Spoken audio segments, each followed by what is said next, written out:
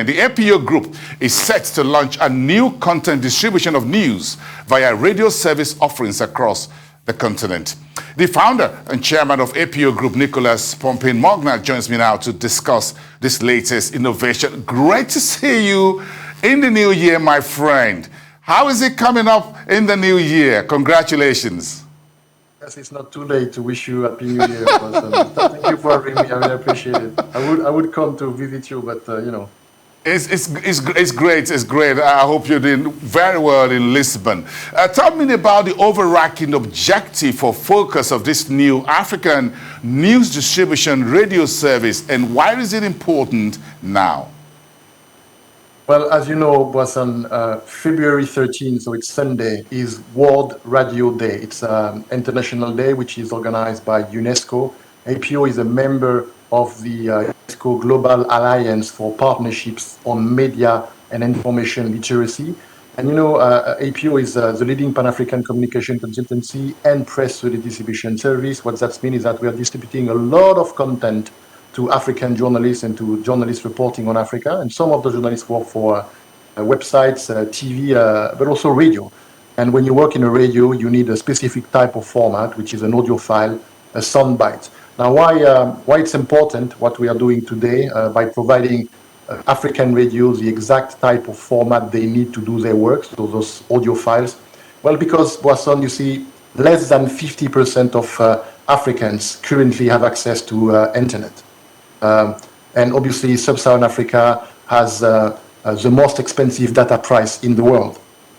On top of that, less than 50% of African currently have access to electricity. If you add to that the fact that, in fact, there is around 30% of African which doesn't know how to read, well, then the question is, how are their African stay informed? How do they stay informed? How do they receive their news? If you don't have electricity, if you don't have internet, if you don't know how to read, well, you cannot read a newspaper. You cannot go. You cannot use your smartphone. You cannot go watch TV. The only possibility for you to stay informed is to use radios, because radios do not care about electricity grid or mobile range. Even they don't care about literacy. You just need to have batteries, and they are cheap.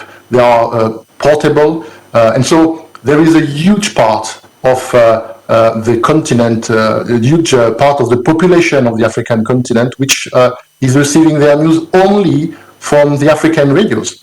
Now, as APO, you know, Boisson, that APO stands for African Press Organization. It's the acronym of African Press Organization. For 15 years now, we are providing content, free content, to journalists and to the media. And today we decided to tailor-made something specifically to provide free content to the radios, and they're going to receive audio files, soundbites about business, but also about sport. You know that we are working with FIFA, NBA, Olympique de Marseille, Basketball Africa League, rugby. So a full range of stories and industry coming from all over the continent in different languages. Also, we have a partnership since last year with the African Union of Broadcasting, which is the organization gathering the leading TV station and radios across the continent. And through that partnership, all this content, those soundbites, those audio files will be also made available for free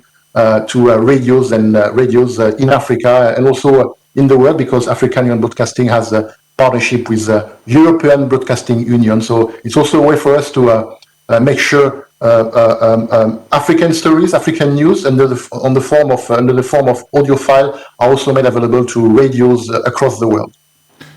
You spent a number of years, APO Group, distributing news content across Africa. Tell us about your experience at APO Group, Nicolas. Well, if you refer to my personal experience, you know, I was a journalist. One day I told myself, well, it's not okay that it's so difficult for an international media to receive information and press release and statement coming from Africa.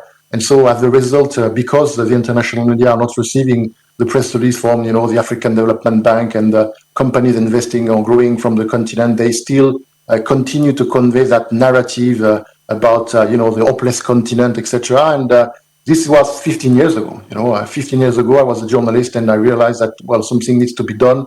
And I created APO Group, the African Press Division, first as a press release distribution service.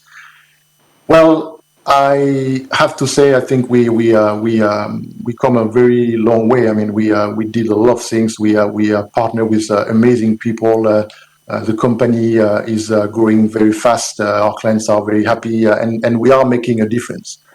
We are clearly making a difference, rebalancing the narrative about the continent. It's difficult right now for any international media, any international journalist reporting on Africa to ignore all the positive content we are pushing on a daily basis, on an hourly basis, into the international channels, the news aggregators, Bloomberg Terminal, etc., etc. Because obviously, I'm the chief API officer of Africa with regard to news, because again, because in the public relation industry, in the press release distribution business, 99% of the stories and information you are disseminating are good news, positive news.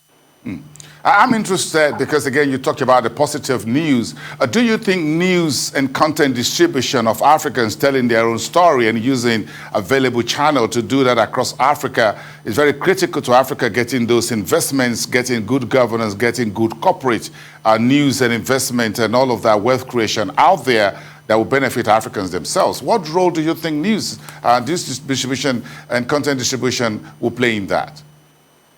Listen, here, Boisson, you're going to have to re-invite me for a 2 hours conference about that very topic, which is so central, important. I know I discussed that. I'm big on, the development of the African media landscape. Today, honestly, the preservation of the African media landscape, the competition coming from international media. I give conferences about it, interview about it. I discuss that with the African Development Bank, with the African Union Commission. I'm a little bit worried. I think the African media landscape is facing the exact same challenges as all the international media: monetization, digitalization, retention of talents, etc. But they are in a more difficult situation. And when on top of that, right now you are a Nigerian media or based on Ghana, Kenya, etc. You are not competing with international media.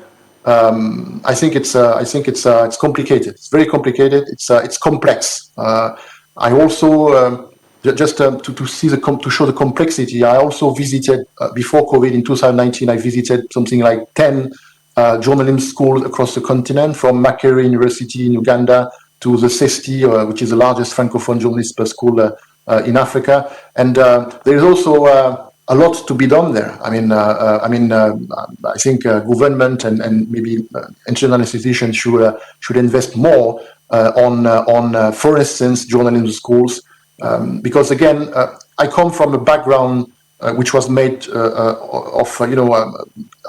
I'm very sensitive to the question of the role of African media to promote good governance, the role of African media in the development of the continent, and that is why.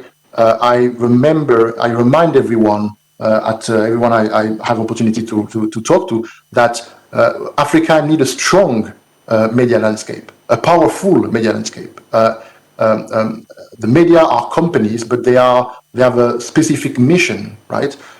So we at APO Group, we support them in any way we can, mostly by providing them free content and access to people they can interview. Again, it will take a few hours to answer that question. Yes, I know, Nicolas. We congratulate you and the rest of your team at APO Group for bringing news and news content about Africa to the last mile. Because, like you said, if you're using the radio, you're hitting the man somewhere in Sudan, in northern Nigeria, elsewhere across the continent. You're hitting the last mile, and that is important about getting everyone to be informed. Thank you so much, and have a great evening. Congratulations once again for this new radio distribution news service across the continent, and of course, that is free.